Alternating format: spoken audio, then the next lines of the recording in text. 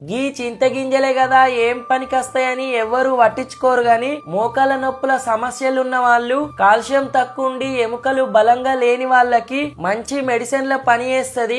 ఈ ఎండాకాలంలో చింతపండు దొరుకుతది కదా, వీటి గింజలు తీసి పడేయకుండా మంచిగా చెరిగి ఇనుప కడాయిలా సన్నని మంట మీద వేయించుండ్రి. ఈ చింతగింజలు చాలా నల్లబడి చిటపట శబ్దం వస్తున్నప్పుడు దింపేసి గోరువెచ్చగా ఉన్నప్పుడే ఇయో గిట్ల పొట్టు తీసుకోండ్రి. ఈ గింజలల్లా ఎముకలకి బలాన్ని ఇచ్చే కాల్షియము, మెగ్నీషియము పుష్కలంగా ఉంటాయి. వీటిని పొట్టు తీసి మంచిగా చెరిగి ఈ గింజలని ఏదైనా డబ్బాలో నిల్వ చేసుకుంటే మస్తు రోజులు నిల్వ ఉంటాయి. రోజుకి 1 లేదా 2 గింజలు చప్పరిచ్చి తినచ్చు. లేదంటే ఇంకొంచెం ఓపికంటే రోట్లో వేసి మెత్తగా దంచుకొని పొడి చేసుకోవాలి.